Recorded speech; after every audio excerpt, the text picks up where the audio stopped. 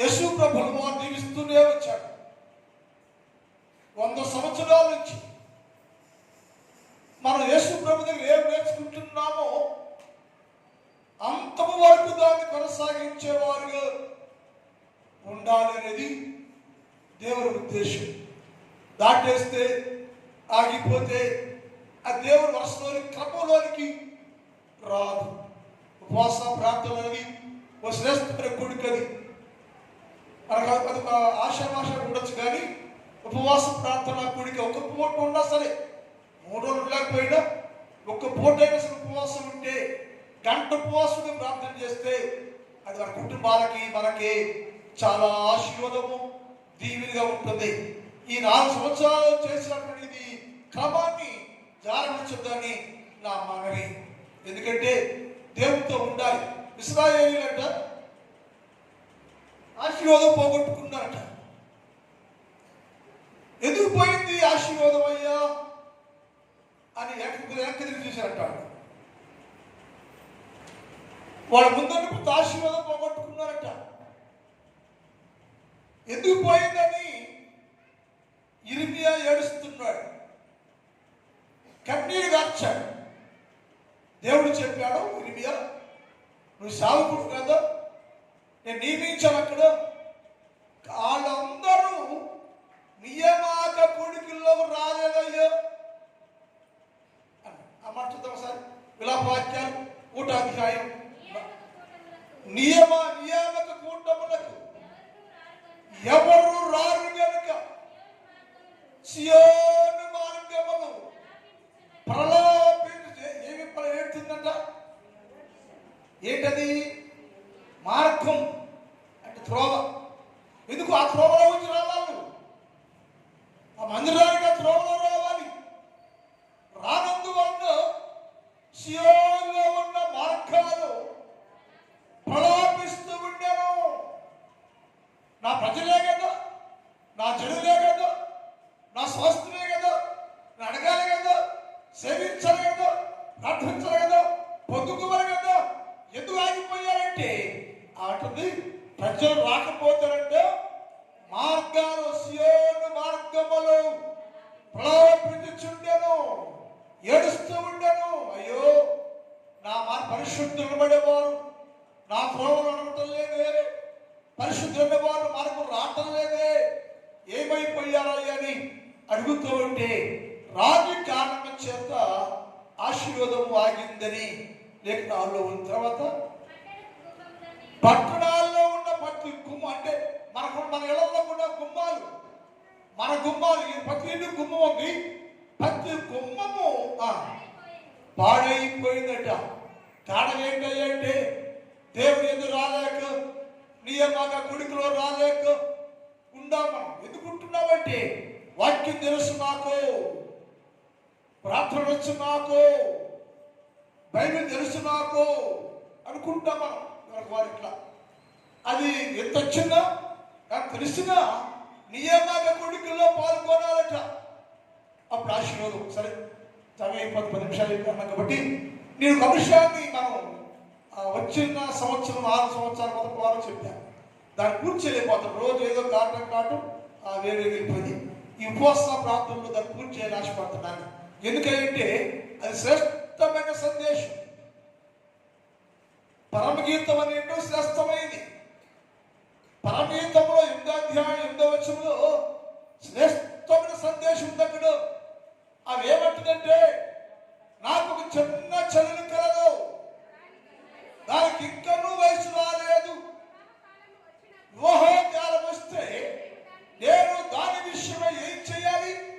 అక్కడ నేను ఒకే ఇంట్లో పుట్టాం, ఒకే ఇంటి మెదిగాం, ఒకేసారి రక్షణ పొందాం, ఒకేసారి చర్చి ప్రారంభించాం, ఒకేసారి విశ్వాసం ప్రారంభించాం.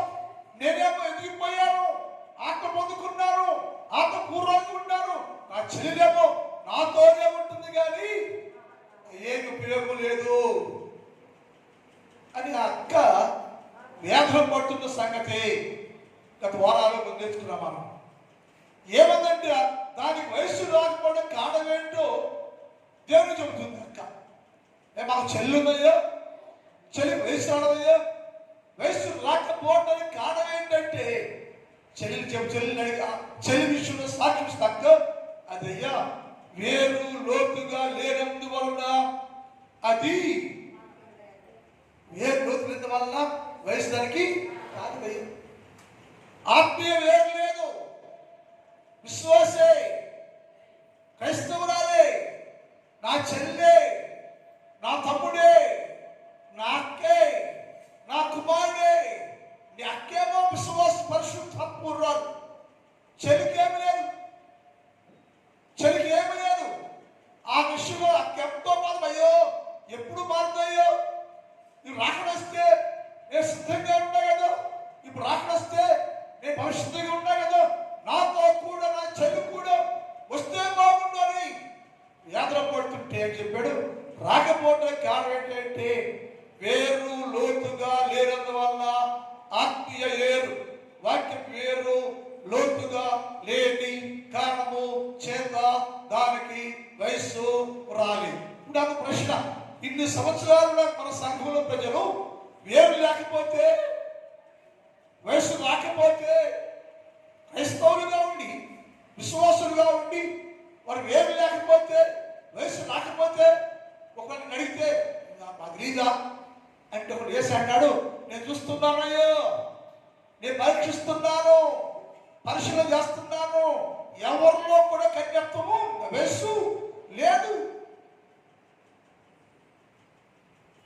అందుకని వేసానండి దాని వయస్సు లేకపోవడానికి ఒక కారణం ఏంటంటే వేరు లోతుగా లేదట.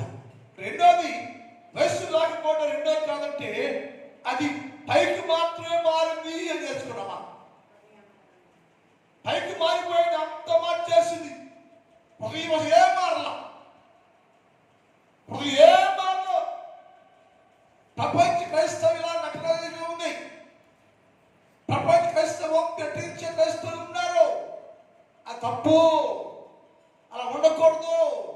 నిజంగా మారు, నిజంగా మారు, లోన మార్చు, పైన మార్చుమాక, లోన మారిపో, అంతరంగా మార్చు, హృదయాన్ని మార్చు, పై రూపాన్ని మార్చొద్దు. ఏసాడు దానికి వయస్సు రాకపోవడం కారణం ఏంటంటే అది పైకి మాత్రం మారిందయ్యో, లోనే మారలేదయ్యో, పైకి మాత్రం వచ్చిందయ్యో చెప్పాడు. ఆ మాట చూడండి వస్తుంది ఇది గ్రంథం. ఆ యోధ పై వేషానికే గాని మా తీర్పు చెబుతున్నాను. అందుకే చదువుతుంది ఏంటి 3:18 మీరు మేము 3:10 నువ్వు ఆకమ్మ అక్క చదువు రాకపోయినాక సాగులు చదవాలి 3:10 ఇది మేము 3:10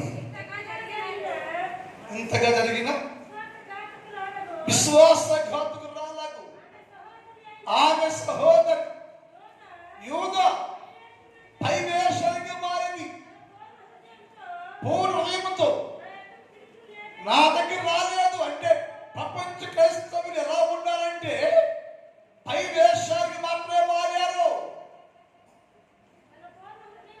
పూర్ణ హృదయంతోటి నా దగ్గర తిరిగి రాదు, నాతో తిరగటంలో, హృదయపూర్వ తిరగటంలో, హృదయ మాటల్లో, అంతరంగ మాటల్లో, లోపల భాగం ఏది మారదు, పైకి మాత్రమే మారింది, పైకి మాత్రమే మారింది, పై వేషానికి మారింది, హృదయం దూరంగా ఉంది.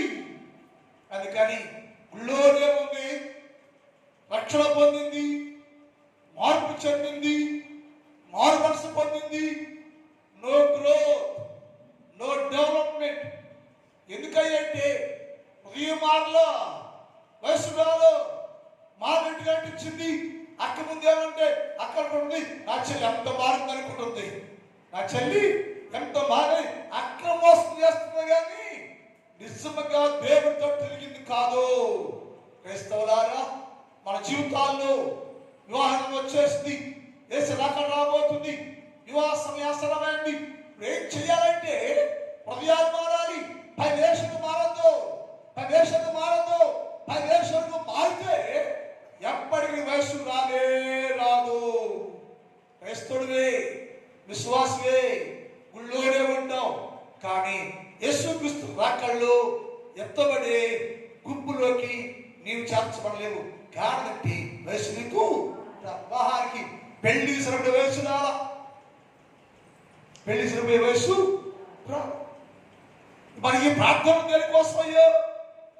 సృష్టిలో ప్రతి క్రైస్తవ సంఘాల్లో ప్రార్థన దేనికోసం అంటే ప్రతి సంఘానికి వయసులో కావాలని, పరిపక్వం చెందాలని, కన్యత్వం కావాలని సృష్టిలో ప్రతి సేవకుడు సంఘాల్లో ప్రయాసపడుతున్నారు. ఇవేమో లెక్క లేకుండా మాకు తెలియదా, ఎరగడమా అని అనుకుంటా తప్ప ఆత్మ పరిశీలన లేని వారుగా ఉండటం వలన నీకు వయస్సు రాలేదని నేర్చుకున్నాం. 3 చెప్పాడు. ఎందుకయ్యేదో వయసు రాదంటే అది చూడడానికి చాలా బాగుంది, లోపల కుళ్ళిపోయింది అన్నాడు. ఇది ఈ మాట చాలా ఇష్టం నాకు, చాలా చదువుతాను. అని అంటాడు, అయ్యా ఎందుకయ్యో దానికి వయసు రాదంటే ఇరిమియా నిలబడయ్యో నేను చూపిస్తాను చూడయ్యా అన్నాడు. ఇరిమి నిలబడితే దేవుడు చూపిస్తున్నాడు, ఇరిమియా చూడు అని చెప్పాడు. చూస్తే ఇరిమియాకు 2 గంపలు కనపడుతూ ఉండేను. ఇరిమియాకు 2 గంపలు కనపడుతూ ఉండేను. ఇరిమియా నీకేం కనపడుతున్నాయో? అయ్యా 2 గంపలు అయ్యో. ఒక గంపేమో 2 గంపలు నిండా పళ్ళు అయ్యో. ఒక గంపేమో పరిపక్వం చెందిందయ్యో. ఒక గంపేమో పరిపక్వం చెంది ఫలించిందయ్యో, తినడానికి యోగ్యంగా ఉందయ్యో. మరొక గంపేమో 7 కుళ్ళిపోయిందయ్యా అని చెప్పి అమాట చూడండి. 20 గ్రంథం 24 అధ్యాయం. ఒక గంపలో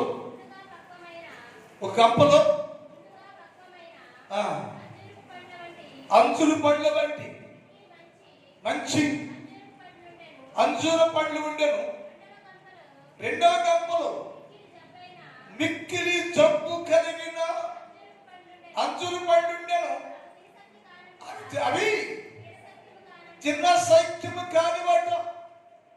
ఒకటేమో బాగుంది, తింటాకి యోగ్యంగా ఉంది. ఒకటేమో గంప నిండా ఉంది కానీ చిన్న సైక్యము కానిది, జబ్బుది. ఏంటయ్యా? గంప బాగానే ఉంది కదా, గంప లోపల కుళ్ళిపోయిందంటే ఆత్మీయ స్థితి కుళ్ళిపోయింది, ఆత్మీయ జీవితం కుళ్ళిపోయింది, ఆత్మీయ బతుకు కుళ్ళిపోయింది. పైకి మాత్రం గంపలాగా ఉండవు, సౌందర్యంగా ఉండవు, బాగానే ఉండవు. నీ గంప లోపల నీ ఆత్మస్థితి ఉందే, అంతరంగా చూస్తే ఆత్మస్థితిని చూస్తే అది కుళ్ళిపోయాను. క్రైస్తవులు కుళ్ళిపోతే, కుళ్ళిపరచబడితే నీవు కుళ్ళిపోయిన దాన్ని ఏం చేస్తామో అంటే బయట పారవే తప్ప దేనికి పనికిరాదు. ఎన్ని గంపలున్నా సరే. ఏసేమంటే గంపలో ఉన్న ఫలాలు తింటకు ప్రయోజనంగా ఉండాలి. ఆయన ప్రతి క్రైస్తవుడు ఫలించాలి, ఫలమే కలిగి ఉండాలి, తింటకు యోగ్యంగా ఉండాలి, తింటకు యోగ్యం కలిగి ఉండాలి, యోగ్యులుగా ఉండాలి మనం. అదేంటంటే 2వ గంపలో ఫలముంది కానీ కుళ్ళిపోయింది, కుళ్ళిపోయింది, పనికి రోగది. ఏం చేయమంటావాయో పారబాయి. అదే మనకి అక్క ఏదో చిన్న చెల్లి ఉందయ్యో, దానికి వయసు రాదయ్యో, అది పైకి బాగానే ఉందయ్యో, లోపల అంత భక్తి కుళ్ళిపోయిందయ్యో, ఆత్మీయ జీవితం కుళ్ళిపోయిందయ్యో. ఈ రాత్రి పరీక్షించుకోవాలి మనం. మీరందరూ పరీక్షించుకోవాలి. ఆత్మీయ జీవితం స్థిరంగా ఉందో, బాగుందో, ఏసై తింటాక అర్హత కలిగి ఉందో, కుళ్ళిపోయిన జీవితం పైకి మాత్రం విశ్వాసులాగా భక్తుల్లాగా ఉండి లోపాత్మ జీవితం కుళ్ళిపోయి అది అక్కడ దుర్వాస కంటే జీవితం కలిగి ఉండావా? ఆలోచన చేయాలి. అలా ఆలోచన చేసుకుని ఆత్మపరిశీలన వేసుకుని నీ కుళ్ళిపోయిన జీవితాన్ని ఫలభక్తిగా మార్చుకుంటేనే. కుళ్ళిపోయిందట ఆ మన ఆయన అన్నాడు 2 గంపలు బాగుండి అయ్యో. ఒక గంప ఉపయోగకరంగా ఉంది, ఒక గంప తిరసఖ్యంగా ఉంది, కాకుండా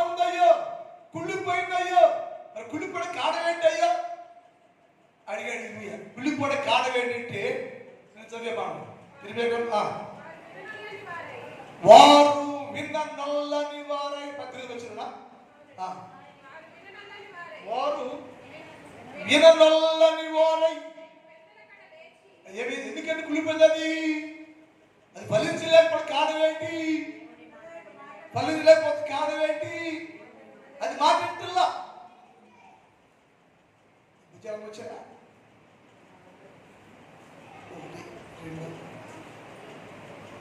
వచ్చారా?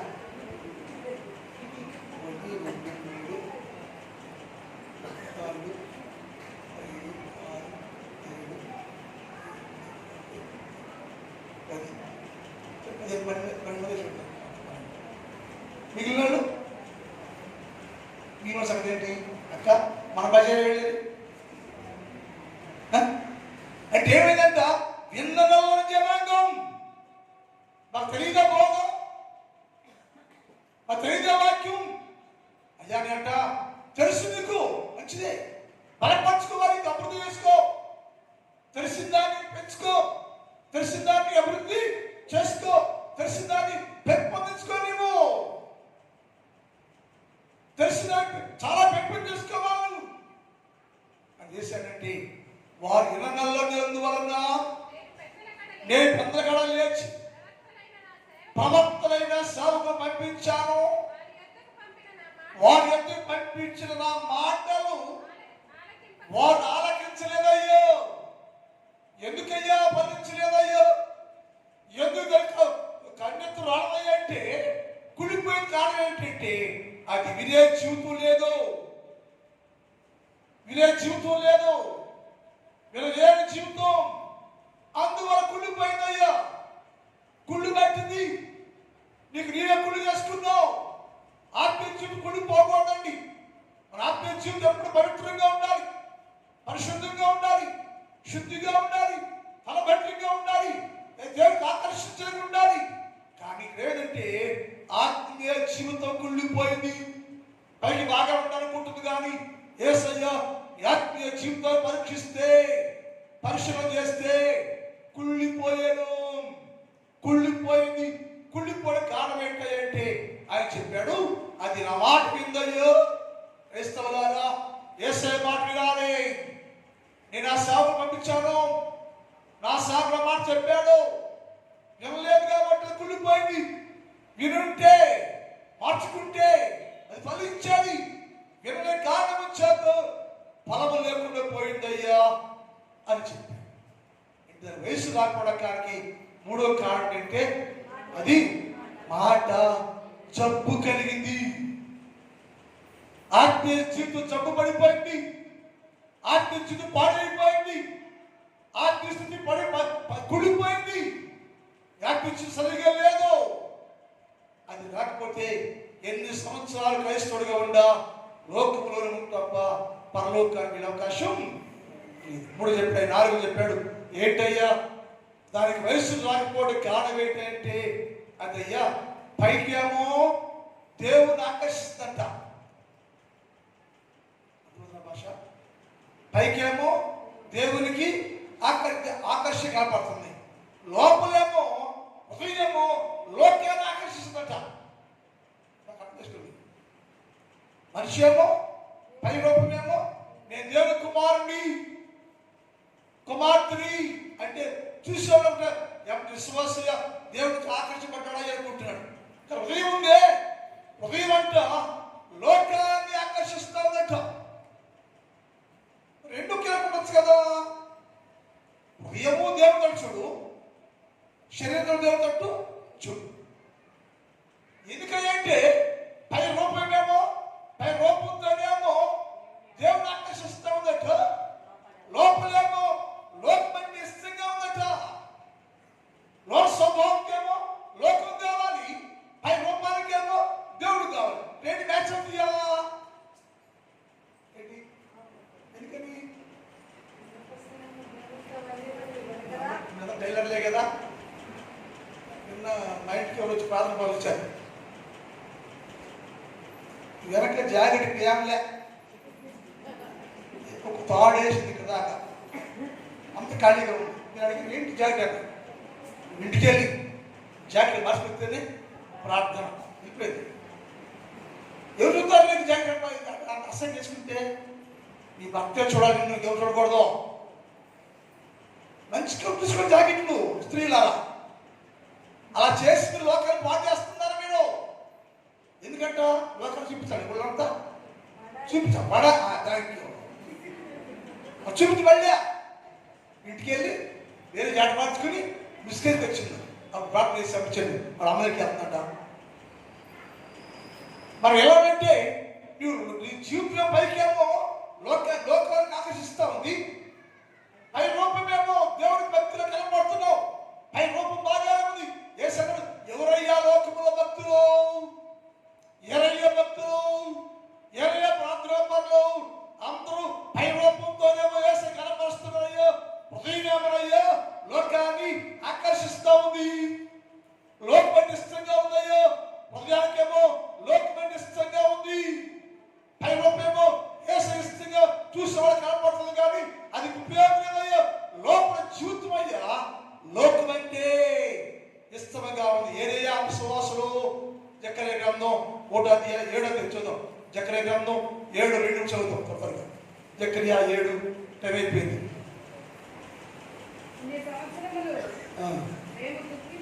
ఎన్నో చదువు.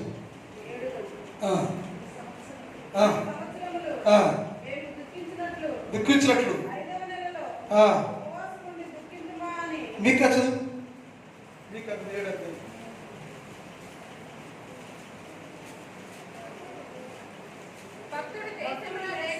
ఏమైందా? ఎందుకని ఈ మాట దేవుడు చెప్తాడు. నేను చూస్తానయ్యా వీళ్ళేమో భక్తులు అని చెప్పి దాని లోపంతో వేసి చూపిస్తున్నావు నీవు. మహిళేమో వేసి చూపిస్తున్నావు నీవు. మాకు వేసరికి చూపిస్తున్నావు నీ మంచిదే. లోనేమంటా లోకం ఉంది, లో భక్తి లేదు, లో భక్తి లేదు. కారణం ఏంటి? అది చేశాడు. భక్తుడు లోకములో లేకపోయాను, జనులలో యథార్థవంతులు లేరట. ఏమైపోయా? ఎంత క్రైస్తవులే కదా, ఇశ్రాయేలే కదా, భక్తులే కదా. ఆ రూపంతో నిన్నే చూస్తుంది కదా. అంటే పై రూపంలో కనబడుతున్నాయా? హృదయం మాత్రము, లోపల భాగం మాత్రము లోకాన్ని ఆకర్షిస్తూ ఉన్నాయో, లోకాన్ని ఇష్టపడతా ఉంది. అందువల్ల దానికి వయస్సు రాకపోయాను. ఆయన గురించి దేవుడు అతడు కొనిపోబడక ముందు హానోకు దేవునికి ఇష్టడుగా ఉండెను. అతడు కొనిపోబడక ముందు, ఎత్తబడక ముందు జీవించుండగానే అతడు యెహోవాకు ఇష్టడుగా ఉండెను. అంటే లోపల జీవితం, బయట జీవితం యేసుకి ఇష్టముగా ఉండెను. ఇక్కడ ఏమో రూపమేమో యేసుకి ఇష్టంగా ఉంది, అంతరాయేమో లోకం ఇష్టంగా ఉంది. రెండు కావటంలా యేసు అన్నాడు, నువ్వేం చేయాలంటే పై రూపమైన లోపలైనా దేవునికి ఇష్టలుగా ఉండాలి. పౌలు అంటాడు, నేను విశ్వాసం అయ్యలేను. చూద్దాం మాట 2 కొరింథీ పత్రిక 5:9 చూద్దాం. 2 కొరింథీ 5:9. 2 కొరింథీ 5:9.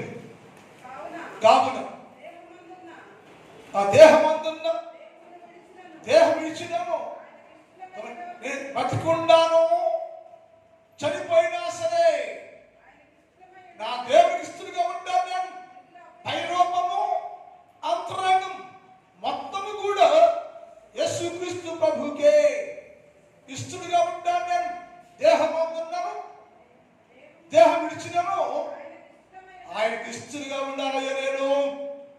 అప్పుడే నేను అందుకు ఇష్టలుగా ఉన్నందువల్ల నాకు వయసు వచ్చింది, పెళ్లి వయసు వచ్చింది, నేను పరలోక రాజ్యానికి హక్కుదారుగా ఉండాలని చెప్పాడు. ఇవ్వబడ్డది నాకు చిన్న చైలు కాదు, నాకు ఇంకా వయసు రాలేదు. వయసు రాకపోవడానికి కారణాలు 4. ఈ 4 జీవితాలు నీలో ఉన్నాయా? 4 జీవితాలు కలిగి ఉన్నావు. కలిగి ఉంటే ఏమన్నదంట? వయసు రాదా?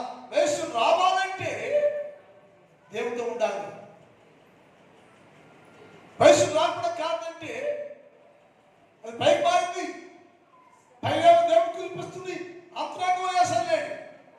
అందువల్ల వయస్సు రాలేదు, దాని విషయమై అక్క వేదన పడుతుంది. ఈనాడు క్రైస్తవుల గురించి దేవుడు వేదన పడుతున్నాయో, రాక సమీపంగా ఉంది, పరిపక్వమే లేదే, ఫలమే లేదే, తింటాకు ఉపయోగపడే పొలాలుగా లేదే, కుళ్ళు కట్టిపోయింది, ఆత్మీయ కుళ్ళు కట్టిపోయింది, ఏం చెయ్యాలని నడుస్తుంటే యేసు అన్నాడు, వాళ్ళ పైకి మాత్రమే మారేవయ్యా అని. మిగిలిన భాగాన్ని రేపు బాటి కాలంలో మాట్లాడదాం. ఒకరించండి, ప్రార్థన చేసుకుందాం. చమకపోతున్నాం, అందరూ చూసుకోలేకపోతున్నాం. ఎండాకాలం ఉంది కదా, బాగా ప్రార్థన చేసుకోండి. ఒక నిమిషం ప్రార్థన చేసుకోండి, ఒక నిమిషం ప్రార్థన చేసుకోండి. చిన్న ప్రార్థన చేసుకుందాం. చిన్న ప్రార్థన. యేసయ్యా, దర్శించయ్యా, ఇప్పుడే తాకయ్యా, అభిషేకించయ్యా, బలపరచయ్యా, సిద్ధపరచయ్యా, నడిపించయ్యా. నీకు ఇస్తున్న జీవితం నాకు కావాలేసయ్యా. పైన లోపల ప్రభు నీకు ఇస్తున్న జీవిస్తానయ్యాను, అందుకు అభిషేకించాలని ప్రార్థన చేసుకోండి. ఇప్పుడే దేవుడు మన జీవితాలు గొప్ప కార్యం చేయబోతున్నాడు. యేసుక్రీస్తు ప్రభు అన్నాడు, నాకు చిన్న చెల్లెలు కాదు, దానికి ఇంకను వయసు రాలేదు, దాని విషయం ఏం చేయాలి, నేను రాగిపోవడం కాడాలేంటో వరుస క్రమంలో నేర్చుకున్నాం. మనం క్రైస్తవులారా ఇప్పుడైనా మనమండి మార్చుకుందామండి, నేర్చుకుందామండి. దేవుని కలిగి ఉందాం, దేవుని కలిగి ఉందాం, ఏ సైతో ఉందాం, ఏ శైలో ఉందాం, వాక్యంలో ఉందామండి, వాక్యానుసారంగా ఉందాం. కుళ్ళు పంచి పరగొద్దండి, కుళ్ళు చూసి పరగొద్దండి. ఏ శైవరే ఫలించే గంపలో ఎలా ఉందో ఆ తింటకు ఉపయోగపడే గంప వల్లే నీ భక్తి, విశ్వాసం, ఆత్మ స్థితి ఉపయోగపడేలాగా ఉండేవారికి ఉందామండి. ప్రార్థన చేసుకోండి తల్లి, ప్రార్థన చేసుకోండి. వయస్సు రాకపోవటానికి కారణం తెలుసుకో. వయస్సు రావాలంటే ఏం చేయాలో రేపటి కాలంలో ధ్యానం చేద్దామండి. యోహాను గారి ప్రార్థనతో ముగించుకుందాం.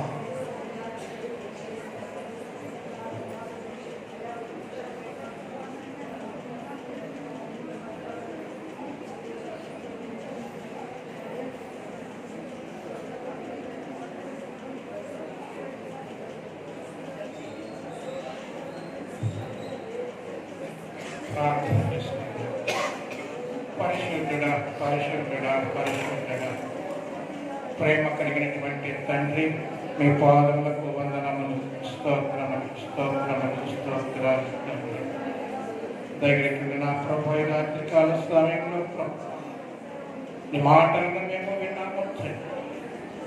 అయా ప్రభు, దాసుడు చెప్పినటువంటి రీతిగా ప్రభు, ఒక చిన్న చెల్లెలు కలదు, దానికి ఇంకా వయస్సు రాలేదని చెప్పావు ప్రభు.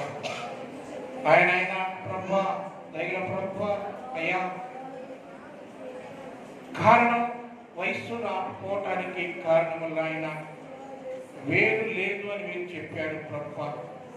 ఈనాడు నాయన మా జీవితంలో ప్రభు, నీ వాక్యం అనేటువంటి వేరు నాయన మాలో లేదు నాయన. అనేక సంవత్సరాల నుంచి నన్ను మీ వాక్యమును వింటూ ఉన్నాము ప్రభు. సంవత్సరములు గడిచిపోతూ ఉన్నాయి, మా వయసు గతించిపోతూ ఉన్నది. కానీ ప్రభు, మా జీవితాలలో అయా ప్రభు వేరు లేనటువంటి జీవితం కలిగిన ఆయన మేము జీవిస్తూ ఉన్నాము ప్రభు. ఎన్నిసార్లు నీ వాక్యము వినినప్పటికీ వాటిని విడిచిపెట్టేస్తూ ఉన్నాము ప్రభు. నీ వాక్యం అనేటువంటి వేరు ఆయన మాలో తండ్రి అయా ఫలించలేకపోతూ ఉన్నది తండ్రి, ప్రాకలేకపోతూ ఉన్నది తండ్రి. పరిశుద్ధుడా, ఇంకా ప్రభువాలని తెలుసుకునేటువంటి జీవితం కలిగి మేము జీవిస్తూ ఉన్నాము తండ్రి.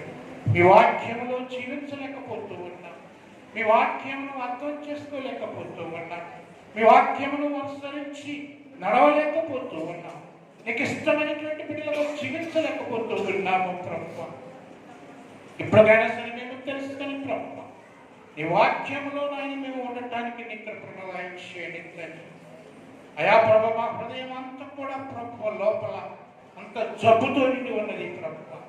పైకి మాత్రము అందంగా కనపడుతూ ఉన్నాము తండ్రి, పైకి మాత్రము తండ్రి అయా మమ్మల్ని మేము తండ్రి ఎంతగానో సుందరంగా చేసుకుంటూ ఉన్నాము, కానీ మా శరీరమును తండ్రి మేము ఎంతగానో అందం చేసుకుంటూ ఉన్నాము, కానీ మా శరీరము లోపల మాత్రము అంత కుళ్ళిపోయినటువంటిదిగా ఉన్నది ప్రభువా. మా జీవితాలు కుళ్ళిపోతూ ఉన్నాయి, మా బ్రతుకులు కుళ్ళిపోతూ ఉన్నాయి. అయా ప్రభా, ఇప్పటికైనా సరే నాయన మేము తెలుసుకుని తండ్రి మీ బిడ్డలుగా నాయన మేము ఉండటానికి నాయన కృపగా ఇచ్చేయమడుతూ ఉన్నాము ప్రభువా. పరిశుద్ధులైన రాత్రి కాలంలో నీ వాక్యమును ప్రభు అనేక మంది విన్నారు ప్రభువా. వినేటువంటి వాక్యమును అనుసరించి ప్రభువా జీవించటానికి నీ కృపగా ఇచ్చేయమడుతూ ఉన్నాము. కుడివచ్చిన సంఘమును మీరు ఆశీర్వదించండి ప్రభు. ఈ రాత్రి కాలంలో మా గృహానికి విడుచుండండి. మీరే ప్రభు మాకు తోడుగా ఉండండి. మాకు సుఖమైనటువంటి నిద్రనివ్వండి, చెడిపోయిన మెలుకునివ్వండి ప్రభు. రేపు జాములు లేచిన మిమ్మల్ని స్తుతించడానికి నీ కృపణగా చేయమని, రేపు జరగబోయేటువంటి ఆరాధనలు కూడా మీరు ఉండి ప్రభు అనేక మందిని సన్నిధికి తీసుకురమ్మని యేసు నామమున అడిగి వేడుకొనుచున్నాము తండ్రి. ఆమేన్. పడదామండి. ఎందుకో నన్నింతగా నీవు ప్రేమించితివో దేవా, అందుకు నా దీన స్తుతి పాత్ర. హల్లెలూయా యేసయ్యా, హల్లెలూయా యేసయ్యా. నా పాప నాలో పెవైనావు, నా శాపము నలిగి వేలాడితి. నాతో చాలిన దేవుడవు నీవే, నా స్థానములో నీవే. నాతో చాలిన నీవే, నా స్థానములో నీవే. హల్లెలూయా యేసయ్యా, హల్లెలూయా యేసయ్యా.